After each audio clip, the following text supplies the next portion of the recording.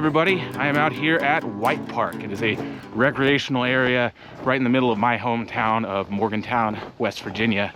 It's a really wonderful place to go and get some miles in, go and ride your mountain bike, whatever it is you want to do. Today it is a cold February afternoon. It's about 16 degrees. As you can tell, a lot of people have been out here doing some cross-country skiing, doing some dog walking. Today I'm hoping to go and see some waterfalls that are in sort of a hidden spot here in White Park. It's one of the things I love about my home state of West Virginia is that it really doesn't matter where you are not far off from some big, impressive wonders of nature kind of stuff. This is my first time seeing these waterfalls in winter. That's the reason I came. I want to see them while they're all frozen. But West Virginia is entirely in the Appalachian Mountains. In fact, of the 14 states that are on the Appalachian Trail, West Virginia is the only one that lies completely in the Appalachian Mountains. So growing up here was just good preparation for this trip. But for some reason, West Virginia is also the state with the fewest number of miles in it. Only about 17 miles of the Appalachian Trail run through West Virginia, which is a real shame. We have some beautiful mountains here. This is called the Mountain State after all. I think as sort of a consolation prize, they ended up putting the headquarters for the Appalachian Trail Conservancy in Harpers Ferry, West Virginia. Sort of a way of giving us something since we got sort of shafted on the mileage. Oh wow, it is cold out today. Jeez. At least the sun is shining and the wind isn't really blowing that bad. So today we're doing sort of part 2 of my brief history of the Appalachian Trail because I wanted to talk more about Benton MacKaye, who, by the way, I got his name wrong the last time we talked about Appalachian Trail history. But I wanted to talk more about him and Myron Avery. They were the two that really dreamed up the trail and really put it all together. Now, the Appalachian Trail, or AT, as a lot of people abbreviate it, and it's going to save us a lot of time if I say AT instead of Appalachian Trail. Now, the AT was not America's first long-distance trail. That title goes to the Long Trail, which was envisioned in 1909. It was completed in 1930. It stretches 273 miles across the entire state of Vermont from south to north. James P. Taylor in 1909 was on Stratton Mountain in Vermont, where he came up with the idea of the Long Trail. A decade or so later, in 1921, Benton MacKaye was on that exact same mountain, and he came up with the idea for the Appalachian Trail. There must be something about that mountain that's inspiring. I wonder if I'll get any ideas while I'm up there. Now, the AT, as it was originally envisioned, was actually a good bit smaller than it is today. MacKaye came up with this idea for a trail that would stretch from the highest point in the north, Mount Washington in New Hampshire, all the way down to the highest point in the south, which is Mount Mitchell in North Carolina. He also envisioned something that was much more than just a trail. He had this idea that the trail would have learning centers along the way. It would have sort of research outposts. He had this idea that it would be this kind of self-sustaining recreational network that wouldn't just be for hiking, it would be for all forms of outdoor recreation. He also envisioned that there would be shelters along the way. Every like 8 to 15 miles or so, there would be a shelter you could stay in so that you could theoretically hike the entire trail without even bringing a tent with you. And he was hoping that it would spark this kind of back to the land movement. And you can imagine in the 1920s, that was around the time that Upton Sinclair wrote The Jungle about Chicago's meatpacking industry. So you had this sudden awareness of all the sort of urban squalor that was going on. And Benton MacKaye was kind of hoping that the creation of the Appalachian Trail would help inspire people to get out there and enjoy nature again. But a lot of his ideas were sort of outside the realm of practicality. He was sort of a dreamer. That was what he was good at, was coming up with these wild ideas. But they didn't always translate very well into reality. He had this sort of philosophical outlook on how society should interact with nature, which was pretty ahead of its time for the early 1920s. It's said that he basically pioneered the entire concept of putting aside land just for recreation. It was something that didn't really exist before him, which is something that we completely take for granted these days. But back then, I guess it was a novel concept, and some people probably thought he was crazy for even thinking about it. He was also kind of uncompromising in his approach to conservation, which naturally led to him butting heads with other conservationists. And there were a lot of them that had to work on this trail because it was not built just by Benton MacKaye and his shovel. There were dozens of volunteer organizations, a lot of them older than the trail itself, like the Green Mountain Club. It's also worth mentioning that the AT, as it exists today, is made up of a bunch of trails that kind of existed beforehand. And MacKaye had this idea that they would connect all of them into one long footpath. And today the trail is still maintained by a lot of those same trail clubs like the Green Mountain Club. But with all these people around, it was only a matter of time until somebody ran afoul of Benton MacKaye's grand vision. And that person was Myron Avery. Now when people talk about the AT, they tend to describe Benton MacKaye as the dreamer and Myron Avery as the doer. And unlike Benton MacKaye, Avery was a lot more willing to compromise because he just wanted to get the project finished.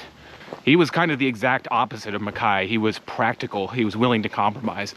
And this is good because there was a lot of compromise that needed to be made going forward. It's hard to imagine people being against a project like this, but back then a lot of people were. And in fact, these days, some people still are. They don't want the trail running through their farmland or through their backyard. But Avery was able to sort of navigate that minefield of different opinions. But unfortunately, Avery and MacKaye ended up having a disastrous falling out. They disagreed over Shenandoah National Park. See, there's this famous road that goes through Shenandoah National Park called Skyline Drive. It's this wonderful scenic road where you can drive through the middle of the Shenandoah Mountains and you can see what other people would have to hike for weeks to be able to see.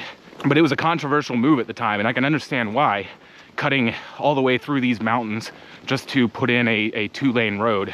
MacKaye was not only against Skyline Drive itself, but he was fully against the Appalachian Trail being anywhere near it, because he wanted the Appalachian Trail to be very wild. He wanted this to be a wilderness experience. Avery, on the other hand, didn't really see any other options. If the trail was going to go through Shenandoah National Park, and so was Skyline Drive, then the two of them were going to have to butt up against each other sometimes. This was something that infuriated MacKaye. But for Avery, this was kind of just the cost of doing business. But it led to them having such a big disastrous falling out that they never spoke again. And MacKaye left the project completely, never to return.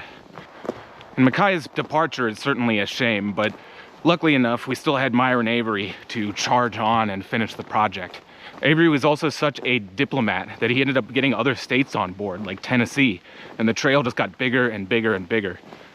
Being the practical guy that Avery was, he decided to narrow the project's scope, where MacKaye wanted all of these sort of research outposts and learning centers, and he wanted the trail to cater to all forms of outdoor recreation. Avery said, you know what, let's just make it a hiking trail. Let's just focus and finish the hiking trail. Then we can worry about everything else. And I sort of agree with Avery. I imagine that probably helped progress a good bit. Avery was also such a stickler that as each part of the trail was completed, he personally went out and hiked it himself, making him the very first person to section hike the Appalachian Trail. But the first one to thru-hike the trail, thru-hike meaning hiking the entire trail in one go, in one season, that went to a guy named Earl Schaefer in 1948. Can you imagine hiking the trail in its condition at that time? And when there were no guidebooks written, nobody to get advice from, and you're hiking this trail that was just completed and definitely hasn't had all the kinks worked out yet.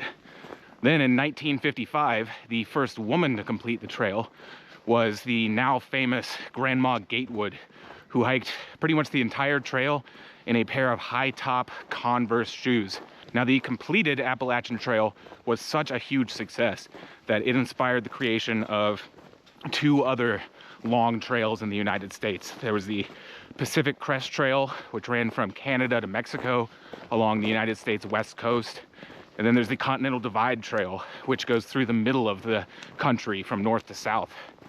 And all three of those long distance trails ended up becoming what is known as the Triple Crown, which is this coveted title that people want to achieve by hiking all three of them. A lot of AT hikers, once they finish their thru hike, they end up starting right again on another thru hike of either the PCT or the CDT. I don't know if I'll be doing that. We'll see. All right, we're gonna go off trail a little bit here, down here to the secret spot.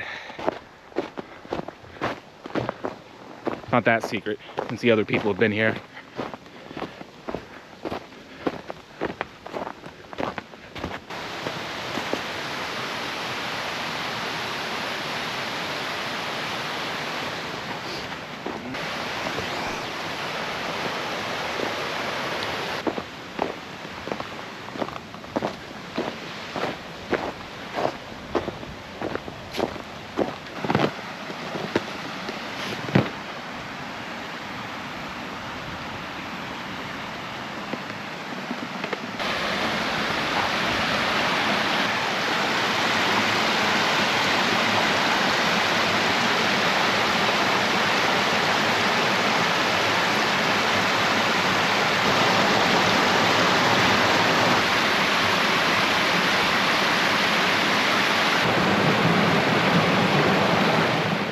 course, brings us to the big announcement for today. Now, I hadn't talked before about the specifics of my itinerary for my thru hike this year, mostly because I was indecisive. I still had not yet decided what I was going to do.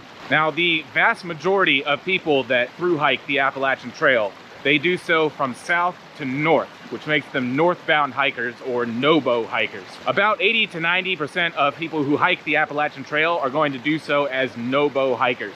They're going to start at Mount Springer down in Georgia, and they're going to finish at Mount Katahdin up in Maine. Now, there are a few reasons for this, but the main reason is weather. You're trying to avoid the worst months in each part of the United States, right? So you don't want to be up in Maine whenever it's too cold, and you don't want to be down in Georgia whenever it's too hot. So the sweet spot for northbound hikers is starting somewhere in the middle of March up through the end of April. Then you can finish somewhere around October before it gets too cold up in the north. As well, Maine and a few other parts of the trail has some big problems with insects. In Maine, there are these biting black flies that get really bad around the month of May.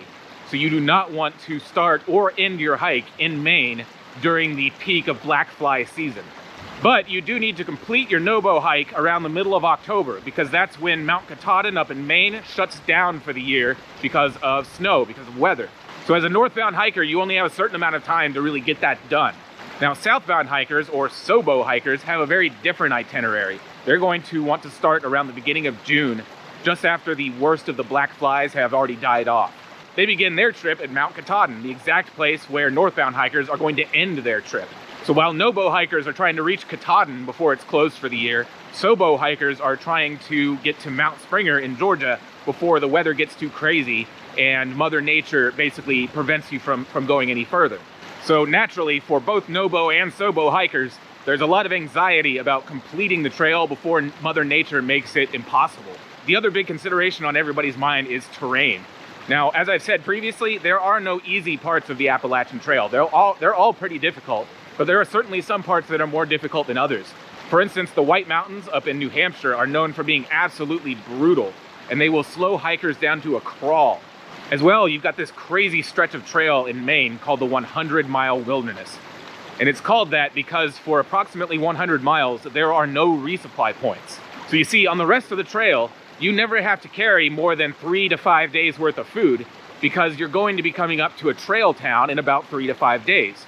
But not in the 100-mile wilderness. There is nowhere to resupply for the entire time. So once you start the 100-mile wilderness, you have to finish it. Now, for northbound hikers, the 100-mile wilderness is this big kind of boss battle that happens at the end of your hike. It happens just before you're trying to summit Mount Katahdin. So it is at the very end. So you've had a lot of time to prepare and a lot of time to sort of psych yourself up for it. But for southbound hikers, the 100-mile wilderness is the very first challenge that you face after you summit Mount Katahdin and start your hike.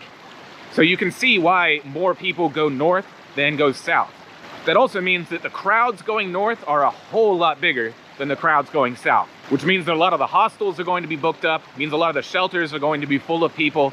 And that's okay, because honestly, hanging out with other hikers is one of the best parts about the Appalachian Trail, or so I'm told. Now, I've had a whole lot of indecision about which one of these to choose. Should I go north or should I go south? And my initial instinct was to choose going north, because that's what everybody else seems to do.